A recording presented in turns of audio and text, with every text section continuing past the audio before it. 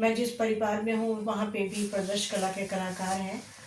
हालाँकि हमारे यहाँ रंगमंच के लोग तो नहीं थे, लेकिन शास्त्रीय संगीत और शास्त्रीय नृत्य ये दोनों क्षेत्र से जुड़े हुए लोग। माँ लेकिन आकाशवाणी में के नाटक विभाग में रही हैं, मैथिली नाटक विभाग में। तो एक तो माँ का नाम सावित्री देवी है। जी। सब लोगों के संज्ञान के लिए इनकी माँ का नाम सावित्री देवी और 1950 के आसपास जी।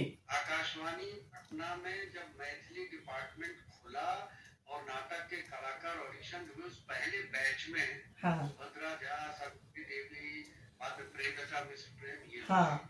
जी प्लीज। जी, जी, जी। आपने बहुत सही बातें रखी है आप सामने अपने किशोर जी। तो एक नाटक में जो समस्याएँ आती हैं महिला कलाकार नहीं मिलने की, वो मैं अनुभव कर रही थी क्योंकि चर्चा तो हमेशा होती ही थी।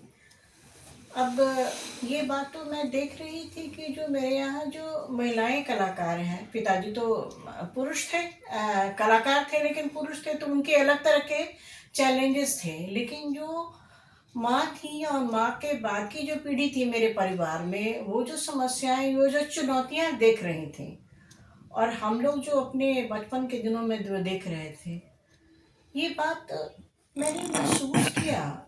नवजीत जी से मेरी जो बात हुई, अ, वैसे परिचय तो नाम सुना था उनका और सच कहिए तो मेरा इस परिवार से जुड़ाव रहा श्याम शर्मा जी के माध्यम से। और मैं उनसे ही बात करती थी, खबर बनानी हो, उनसे भेंट करनी हो, कुछ भी किसी एग्ज़िबिशन कवरेज हो, कुछ भी हो। तो बस एक पासिंग रेफ़रेंस सा नवनीत जी के बारे में जानकारी थी। बहुत जितनी अभी चर्चा हुई है जिन बातों की, उतनी जानकारी मुझे उस वक़्त नहीं हुई थी जब मैंने हिंदुस्तान टाइम्स जॉइन किया था। यानी कला लेखन शुरू कर रही थी मैं अखबारों में।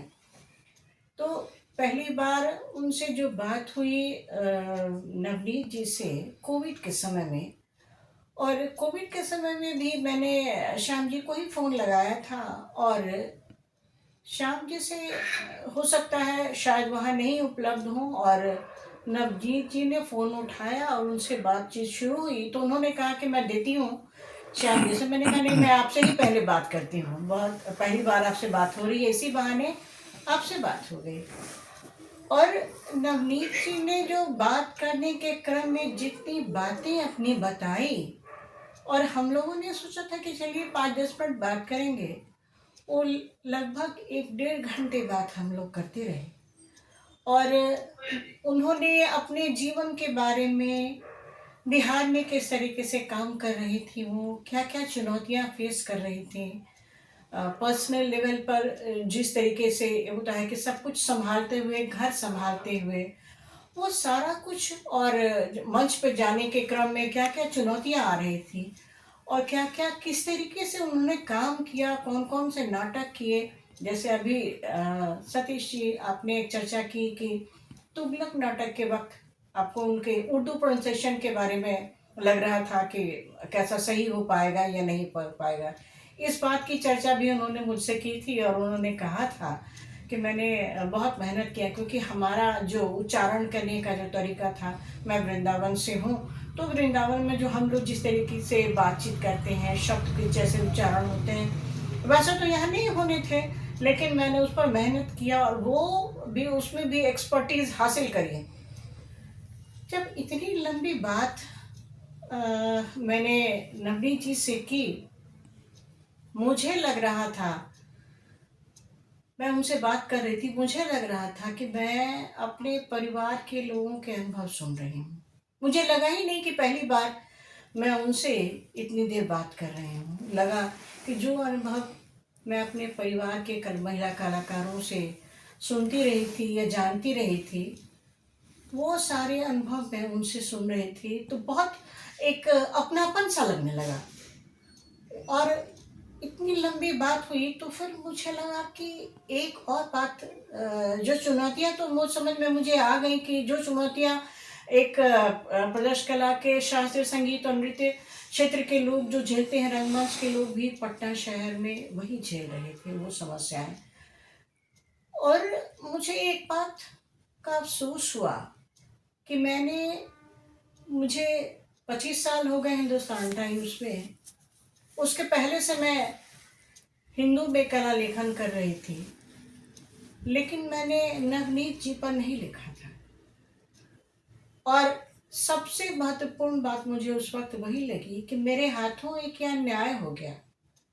मुझे ये बात लगी एक कला लेखक के रूप में, कला पत्रकार के रूप में, कि ये बात हो गई मेरे हाथ से। मैंने इतने लोगों के बारे में लिखा, हर फीचर लिखा। मैंने जब हिंदुस्तान टाइम्स ज्वाइन किया था उस वक्त हिंदुस्तान टाइम्स में एक पटना लाइव पुल आउट होता था, लेकिन उसमें कला परंपरा और कलाकारों के बारे में कुछ लिखा नहीं जाता था, कोई जगह नहीं थी।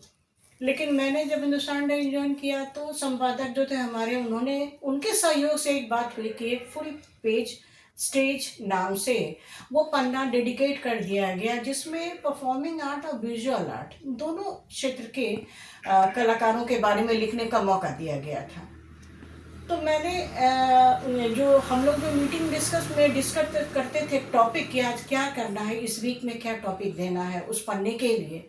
तो मैंने एक बार अपने संपादक से चर्चा की कि थिएटर पर हम लोग लिखते हैं, मैं इंटरव्यू करती थी कलाकारों का, थिएटर के लोगों का, थिएटर में क्या सिचुएशन है, कैसे नाटक किए जाते हैं, स्क्रिप्ट अच्छे मिलते हैं या नहीं मिलते हैं, ये सारे विषय मैं ले रही थी। तो मैंने उसी वक्त एक सुझाई, एक बार अपने संवादक को ये बात कि हम लोग ये भी देखें कि बिहार के रंगमंच में अभी तो जब उस समय मुझे लग रहा था कि रंगमंच उसने अच्छी पकड़ हो गई थी बिहार के कला संस्कृति क्षेत्र में, और बहुत सारी संस्थाएं हैं, लोग आ गए हैं। तो मैंने कहा कि ठीक है, पुरुष तो बहुत आ रहे हैं, युवा पीढ़ी बहुत आ रहे हैं कलाकार इस क्षेत्र में, लेकिन महिलाएं हैं या नहीं है।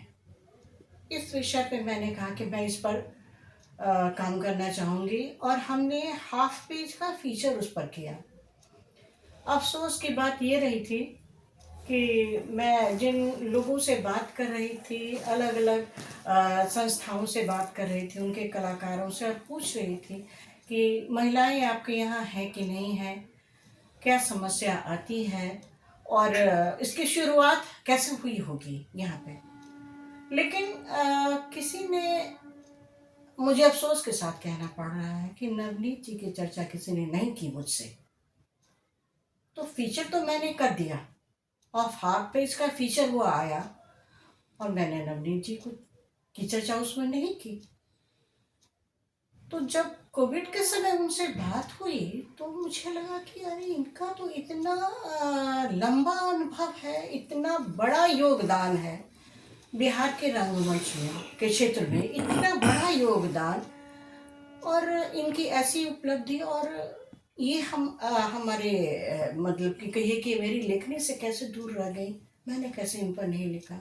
बहुत अफसोस हुआ था मुझे।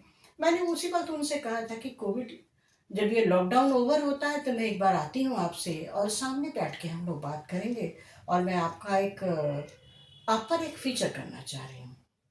और उन्होंने कहा हाँ ठीक है, ज़रूर हम लोग मिलेंगे, हम लोग बात करेंगे, वो हमें अच्छा लग रहा है। मैंने कहा चलिए, बहुत खुशी हुई मुझे।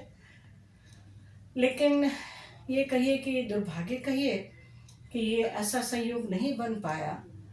श्याम जी से बात होती रही थी बीच बीच में, और उनकी तबीयत जब खराब हुई तो भी मुझे जानकारी मिली कि तबीयत खराब हो गई है, और अखबार की एक कहिए व्यस्तता कहिए कि इसकी वजह से मैं समय नहीं निकाल पाई और उनसे भेंट नहीं हो पाई। और पिछले वर्ष वो गुजर भी गई। तो एक एक बहुत बड़ा धक्का सा मुझे लगा था कि जो मैंने सोचा, जो उन्होंने चाहा, ये काम मैं नहीं कर पाई। और उस वक्त मैंने सोचा कि ठीक है, उनके जीवन काल में तो मैंने नहीं लिखा उनके बारे में, लेकिन अब ज़रूर लिख लूँगी मैं।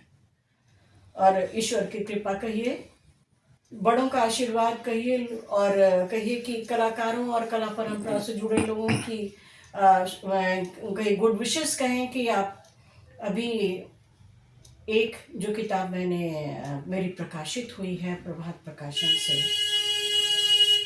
हस्ताक्षर कला इतिहास में बिहार की महिलाएं, इस शीर्षक से मेरी किताब आई है, जिसमें मैंने प्रदर्श कला के कलाकारों को शामिल किया है, केवल महिलाओं को। केवल महिलाओं को लिया मैंने। और 1947 के बाद से जो महिलाएं सक्रिय रही हैं परफॉर्मिंग आर्ट के अलग अलग क्षेत्रों में, जैसे लोकगीत है, शास्त्रीय संगीत है, शास्त्रीय नृत्य है, सिनेमा है, रंगमंच, इस इन सारी विधाओं से मैंने लिया तो महिलाओं को शामिल किया इस किताब में। और ये किताब अभी आ गई है और मुझे जो जानकारी मिल रही है कि पुस्तक मेला में अभी ये प्रभात प्रकाशन के स्टॉल पर उपलब्ध है ये किताब, और ये इसका रिस्पांस भी बहुत अच्छा रहा है। और नवनीत जी के बारे में एक जो महत्वपूर्ण बात मुझे ये लगी थी, जब मैं लिख रही थी तो मैंने उनसे बातचीत की, सारी जानकारियाँ जो ली थी उनसे, और श्याम जी से भी जो ले रही थी अभी लिखने के वक्त, तो ये बात मुझे लगी कि आपने अभी चर्चा भी की है श्याम शर्मा जी, आपने कि हिंदी भाषी महिलाएं बिहार की, पटना में रंगमंच इतना सक्रिय है, इतनी संस्थाएं हैं, लेकिन और इतनी बड़ी जनसंख्या बिहार की, इस शहर की, कला प्रेमी लोग भी हैं, लेकिन मंच पर जाने के लिए, किसी पात्र की भूमिका निभाने के लिए कोई बिहार की हिंदी भाषी महिला उपलब्ध नहीं रही। ये बहुत बड़ी देन है नवनीत जी की, उन्होंने इस परंपरा की शुरुआत की। मैंने विनीता अग्रवाल जी के बारे में सुना हुआ था, क्योंकि मेरी जो बड़ी दीदी हैं रमा दी, उनकी शिक्षा मगध महिला कॉलेज से हुई है, और जिस वक्त वो इंटरमीडिएट में थी वहाँ कॉलेज में, मगध महिला कॉलेज में, पूरे देश भर में वो कार्यक्रम करती, फुल फ्लेजेड आर्टिस्ट थी वो, कथक कलाकार।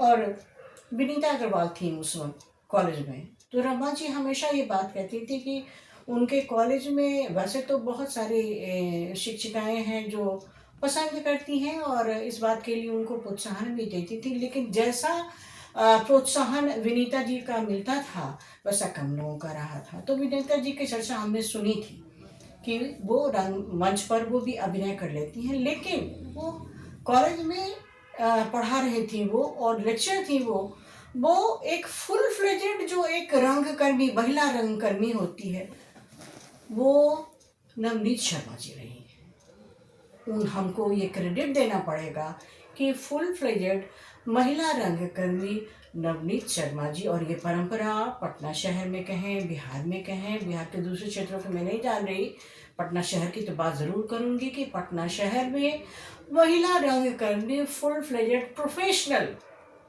महिला रंगकर्मी नवनीत जी रही हैं। तो ये बहुत बड़ा योगदान रहा है उनका, और मेरी ये कोशिश रही अपने किताब के माध्यम से कि मैं ये किताब में जो मैंने बातें लिखी, मुझे लगा कि मैं उनको अपनी तरफ से श्रद्धांजलि दे रही हूँ, और उनके योगदान को और उनका जो सहयोग रहा, उनका जो कंट्रीब्यूशन रहा इस क्षेत्र को, रंगकर्म के क्षेत्र को, उसको हम लोग बहुत तो वापस नहीं कर सकते, लेकिन मेरी तरफ से एक कोशिश रही कि मैं इस लेवल पर कम से कम उनको थोड़ा कुछ ट्रिब्यूट भी कर पाऊँ। ये इसी तरीके से है ये बात।